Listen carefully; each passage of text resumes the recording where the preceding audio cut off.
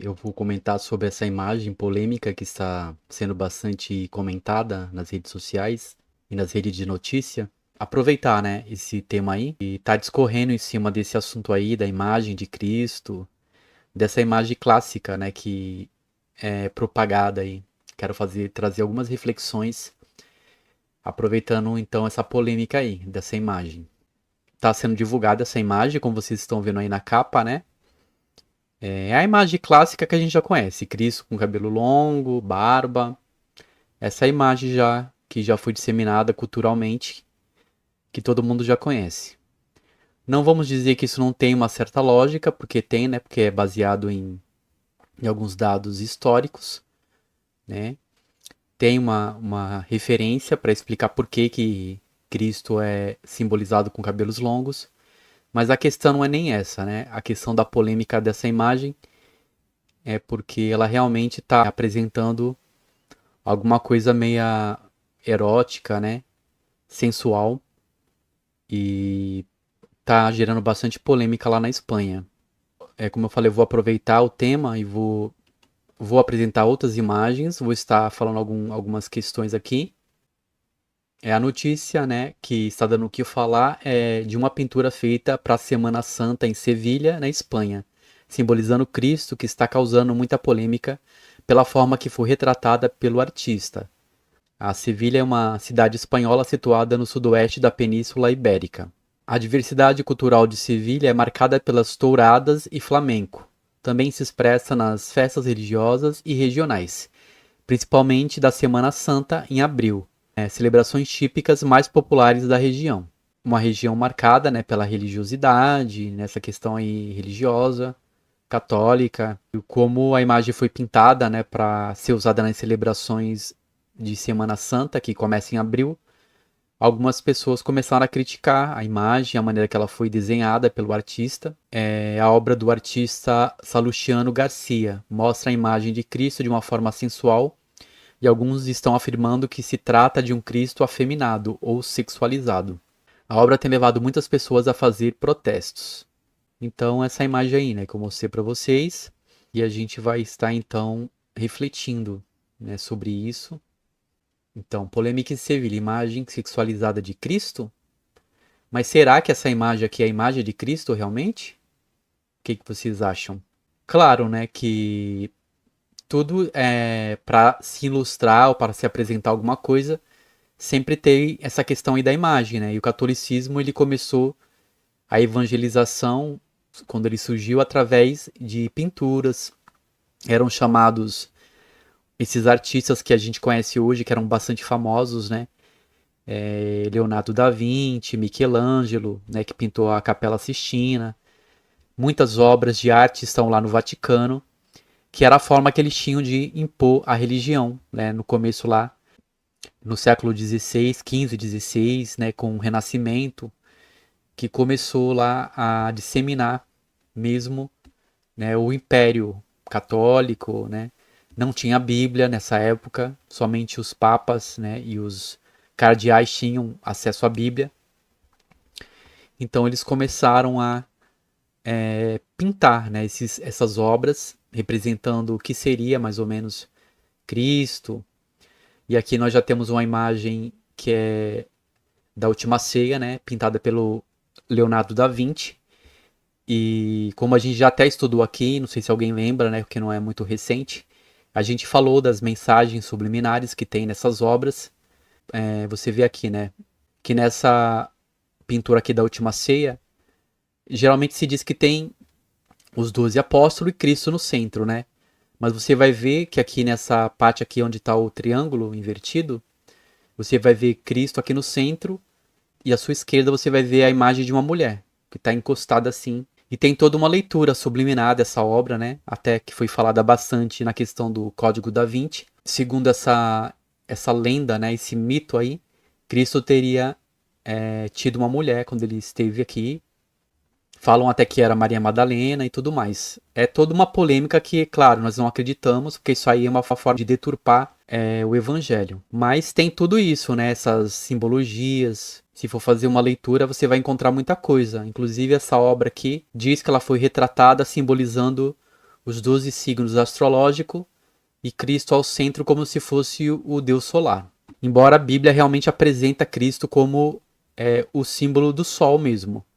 Né? Ele é o sol da justiça, de forma simbólica, mas não voltada à adoração de ídolos. Então é uma coisa que a gente tem que começar a se perguntar, né, sobre essas ilustrações.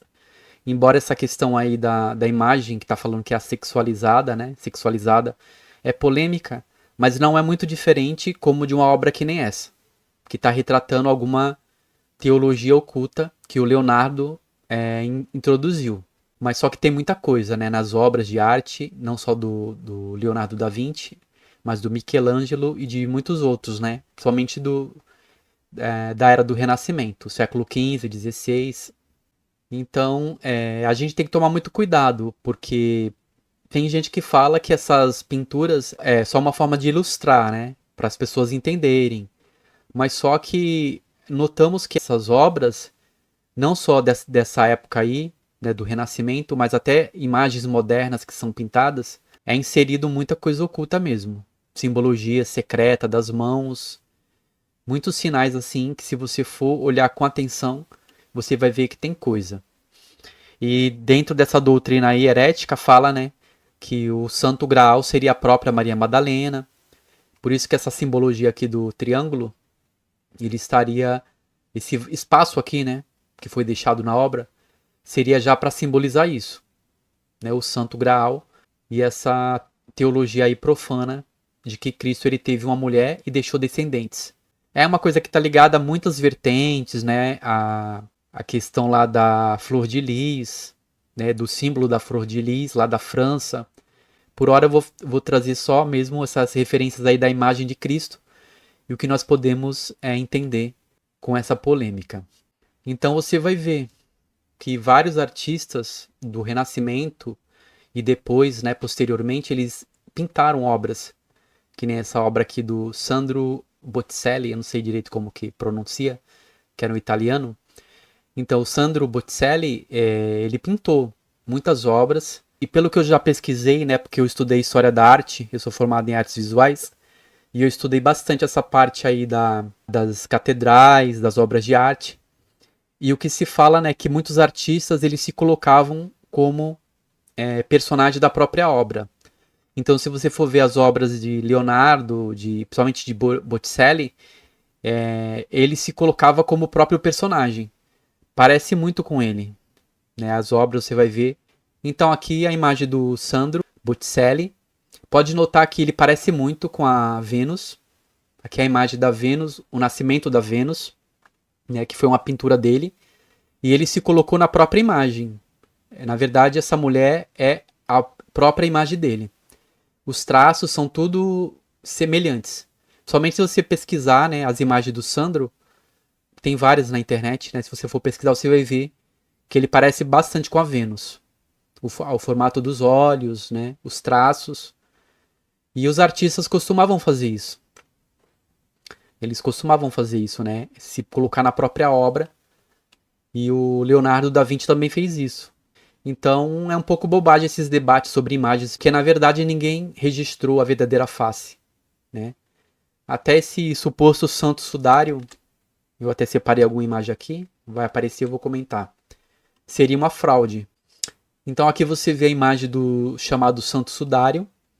Diz que já foi bastante estudado para comprovar. Então esse suposto sudário diz, né, tem pesquisas que dizem que é uma fraude. E o próprio Leonardo teria feito uma maneira dele mesmo marcar esse pano, né? Ele poderia ter pintado o rosto com alguma tinta, algum próprio sangue até, e ter marcado esse pano para dizer que foi o santo sudário.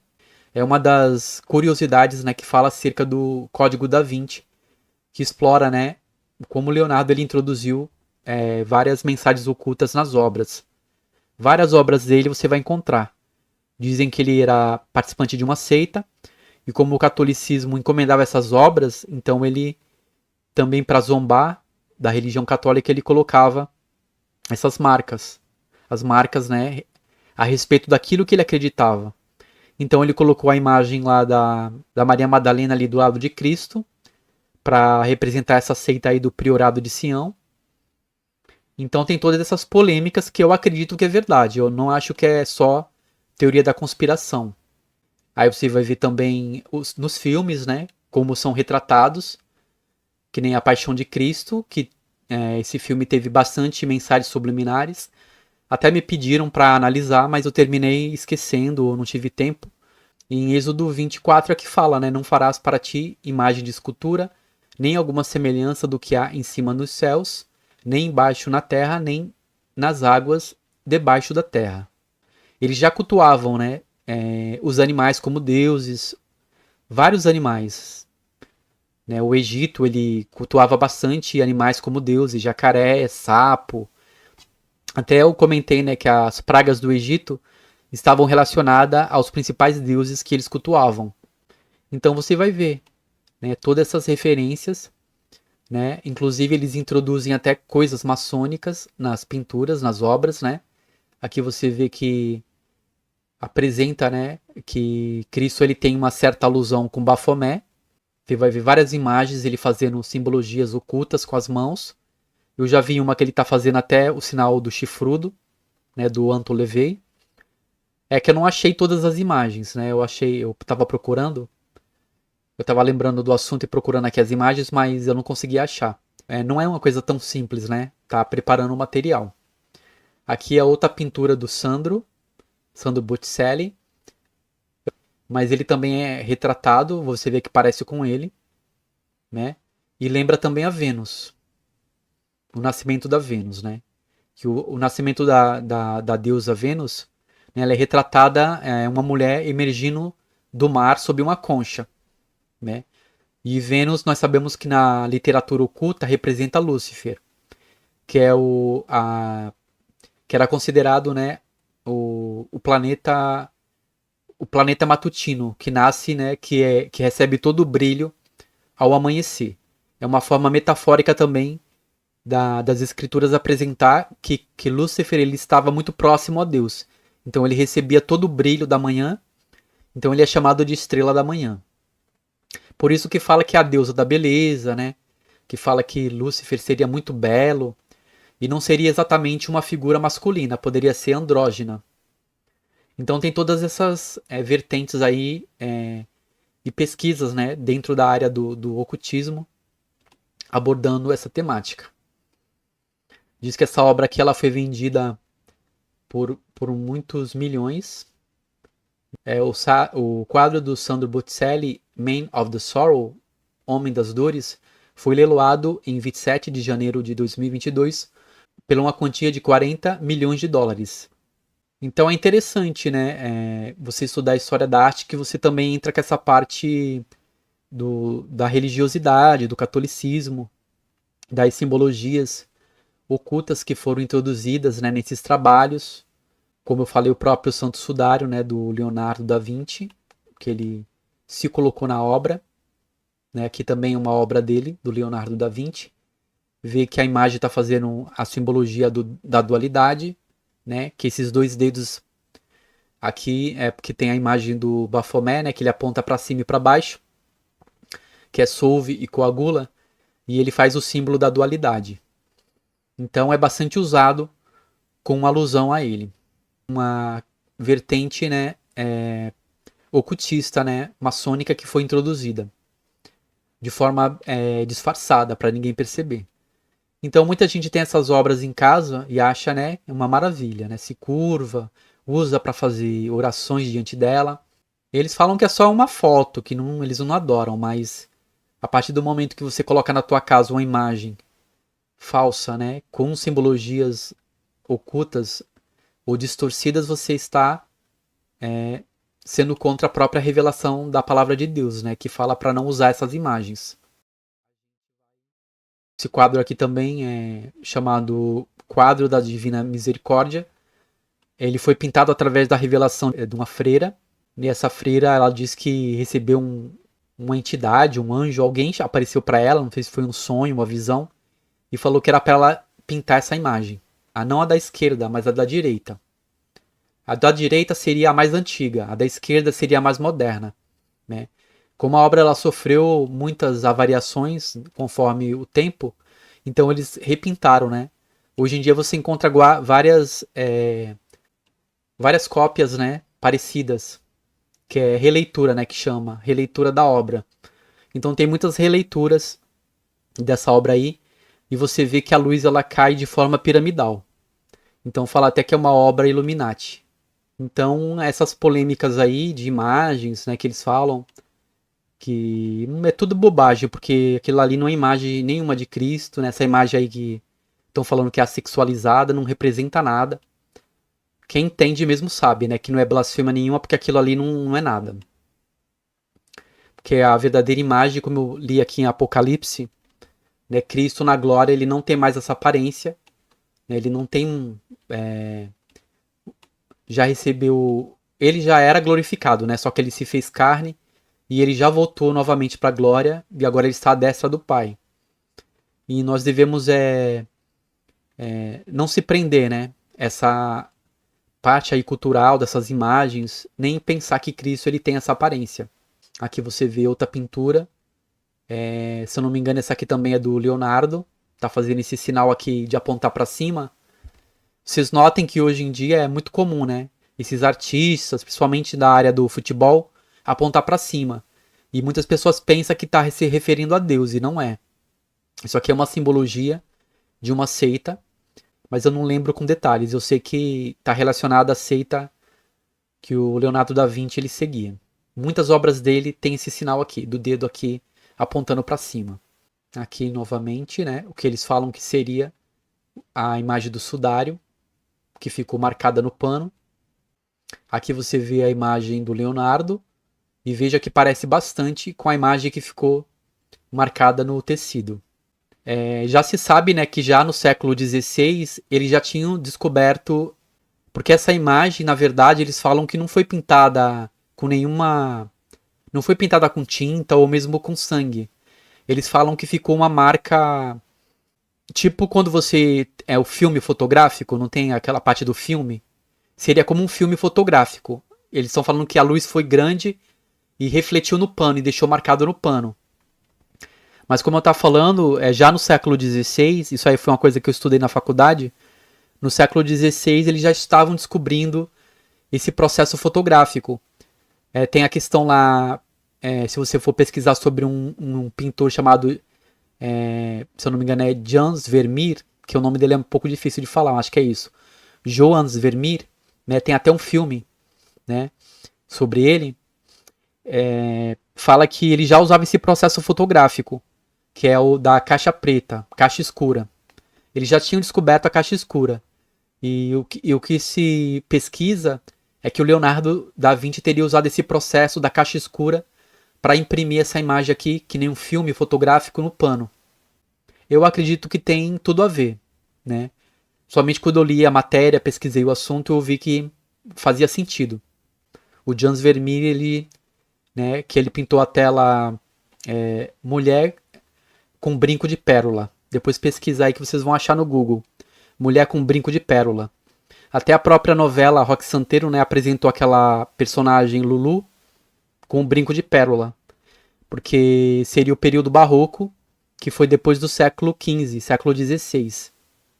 Como eu falei, né, a gente não pode também se escandalizar porque essas imagens aí é deturpação da verdade, mas é uma tentativa de estar disseminando ideologias, né, por trás, e hoje em dia tem muitas. Que eles puderem usar, né, a imagem simbólica de Cristo para estar inserindo simbologias, eles vão colocar. Seja de Bafomé, seja do que for. Choca, né? Porque a gente sabe que tá querendo mexer com o evangelho, né? Por mais que seja uma idolatria, uma distorção. Tem o intuito, né? Oculto por trás. Aí você vê que a Testemunha de Jeová já vai falar que Cristo ele tinha cabelo curto, né? E fala que ele não foi pregado em uma cruz, mas no madeiro. E por trás disso tem muito ocultismo, né? A veneração do obelisco e tudo mais. Essa imagem menor aqui, onde está mostrando a imagem de Cristo sentado, tem uma alusão subliminar ali, onde está marcado, né? Erótica. Ali em cima você vê que ele está segurando a dracma fazendo 666. Tudo é questão de leitura, né? Você fazer a leitura, como é que é introduzido nessas obras essas mensagens ocultas. Então é por isso que a própria escritura fala que nós não devemos fazer imagens, né? Não devemos fazer imagem de escultura, nenhuma semelhança do que há em cima, embaixo ou em cima da terra. Mas só que é uma das coisas que tem persistido em toda a humanidade, né? E a escritura também ela afirma, né, que ainda que nós tenhamos conhecido Cristo segundo a carne, ele não tem mais essa aparência, né? Ele não tem mais aparência. Então, mesmo que naquela época tivesse fotografia ou alguém tivesse pintado, né, a imagem dele, mesmo assim, nós não poderíamos dizer que essas imagens correspondem à realidade. Aqui você vai ver mais uma mensagem subliminar de outro artista que pintou, e essa imagem aqui ela está dentro de um livro da Testemunha de Jeová, né, que é o livro Criação. Eles usaram essa ilustração. Eu não vou nem comentar porque é explícito aqui, né? Vocês estão vendo, onde está marcado. Aqui você vê mais uma alusão subliminar. Aqui também é dos TJs, retratando Cristo com cabelo curto. E aqui nas dobras da roupa, eu estava até comentando hoje no Telegram, que eu vou postar lá no Cubify, um estudo só sobre as subliminares dos TJs. Mas você vê que tem alguma coisa estranha, né? É uma forma de estar inserindo alguma mensagem oculta. Aí você vai ver ao longo da história diversas imagens, né, representando Cristo e cada uma com uma face diferente. Dependendo da cultura, ele pode ser mais claro, mais escuro, né? Então ele pode assumir várias características. E então essa questão aí da imagem meia afeminada, que nem estão falando, é toda uma questão de doutrinação e disseminação de alguma ideologia. Claro que estão querendo reforçar alguma ideologia. Não é de agora que eles usam, né, a imagem de Cristo simbólica, nessa imagem que é pintada, que é falsa, para disseminar. Tá em 2 Coríntios 5,16, que fala assim: assim que, daqui por diante, ninguém conhecemos segundo a carne, e ainda que tenhamos conhecido Cristo segundo a carne, todavia agora já não o conhecemos deste modo, né? Nós sabemos que a Escritura revela que o Verbo se fez carne e habitou entre nós, né? Então, o próprio Deus ele se fez homem e habitou no meio de nós. Por isso que o nome dele na revelação é Deus conosco, né? Emanuel. Mas só que esse mesmo Cristo que encarnou na forma humana, quando ele partiu, ele já assumiu a sua semelhança na glória, que é o que está em Apocalipse, né? Na revelação do Apocalipse. Apocalipse 1, a partir do 12. E virei-me para ver quem falava comigo, e virando-me, vi 7 castiçais de ouro, e no meio dos 7 castiçais, um semelhante ao Filho do Homem, vestido até os pés com uma roupa comprida, e cingido à altura do peito com um cinto de ouro. E a sua cabeça e cabelos eram brancos como a branca lã, como a neve, e os seus olhos como chamas de fogo. E os seus pés semelhantes ao latão reluzente, como se tivessem sido refinados numa fornalha, e a sua voz como voz de muitas águas. E tinha na sua destra 7 estrelas, e da sua boca saía uma afiada espada de 2 fios, e o seu rosto era como o sol, quando na sua força resplandece, né? Então aqui, né, nesse capítulo aqui de Apocalipse, no 1, a partir do 12, nós vamos ver qual foi a visão que o apóstolo João teve lá na ilha de Patmos acerca de Cristo na glória, né? Então ele já tem esse aspecto aí de transformação, que é a transformação que todas as pessoas que forem ressuscitadas também vão passar, né? Então o apóstolo João ele procurou descrever Cristo usando essas metáforas, né? Porque não tem como você descrever coisas espirituais, senão se usando de parábolas e de metáforas. Então ele comparou a glória dele, né, como cabelos brancos como a lã ou como a neve, né? Os olhos como chamas de fogo, os pés dele como sido refinados numa fornalha, a voz como voz de muitas águas, né, que é a voz de uma cachoeira, Então, assim, são maneiras metafóricas dele apresentar Cristo, né? E fala que ele tinha o rosto como do sol. Quem é que consegue olhar para o sol, né? Quem é que consegue sem uma proteção? Então aqui, né, ele fala que depois que ele viu, ele caiu como morto, né, no chão lá. E você vê o poder, né, dessa visão e como nós podemos entender Cristo hoje, não como essas imagens que são esculpidas, né, como são apresentadas, né, seja na cruz ou como é retratada, né, nessas pinturas. E esses artistas, se eles puderem, com certeza, eles vão sempre introduzir alguma coisa, né, oculta, subliminar. E a escritura ela adverte para a gente não fazer nenhuma imagem, né, nenhuma semelhança. As próprias imagens lá da Arca da Aliança e dos querubins nunca mais foram achados, porque Deus não permitiu. Porque ali, né, depois que o véu foi rasgado, foi então decretado isso, que a era da Igreja de Pedra havia chegado ao fim, embora o templo ele só foi derrubado no ano 70, mas Cristo ele já tinha consumado a sua obra. E ele ascendeu aos céus, como é declarado em Atos, né? Que os varões galileus estavam olhando para ele e ele ascendeu, né? Depois de aparecer por vários dias para muitas testemunhas. Só que a religião hoje vai distorcer, né? Porque essa questão de fazer a imagem de Cristo, de alguma forma ela consegue distorcer, né, a teologia. Né? As pessoas veem ele ali numa cruz, que nem tem essa procissão que ele chama do Cristo morto, que ele fica lá e é beijado, eles beijam. Eu até antigamente, muito antigamente, né, quando era criança ainda, uma vez eu fui numa igreja que tinha essa imagem. Era uma imagem bem grande que ficava lá num lugar e um monte de gente lá ia beijar a imagem. Então a gente tem que tomar cuidado. Não importa se a imagem seja bonita ou feia, que nessa imagem aqui que retrata Cristo, né, bem bonito assim, com os olhos azuis, né? Claro que a gente não vai negar que é uma imagem bonita, mas só que não reflete a realidade. É uma forma de sedução, para seduzir as pessoas. Porque se você começar a se prostrar para essa imagem, né, achar ela bela e querer adorar, você vai estar se curvando, na verdade, para um Deus falso. Né? Como a Escritura fala, torne-se semelhante a elas, aqueles que nelas acreditam. Né? Então, a partir do momento que você se curva, né, aceitar essa imagem, você começa a se assemelhar com ela. Você se torna cego, surdo e mudo. E você já não compreende mais a revelação do Evangelho. A Vanessa Rocha falou: irmão, é muito impactante esses fatos subliminar nas obras, em específico, para mim, como ex-TJ. E eu tive uma experiência, né? Eu tive um sonho também, quando eu comecei a pesquisar, quando meus olhos abriram para ver essas mensagens, e que eu recebia muitas revistas, né? Tinha uma prima minha que ela era TJ, e ela vinha tentar me evangelizar para levar pra seita, né? Então eu comecei a me interessar e ela começou a me dar as revistas, eu comecei a ler. Aí um dia eu tive um sonho, eu tava passando numa rua e veio um vendaval. Era como um redemoinho. E naquele redemoinho veio vários flyers, né, essas panfletos das TJs.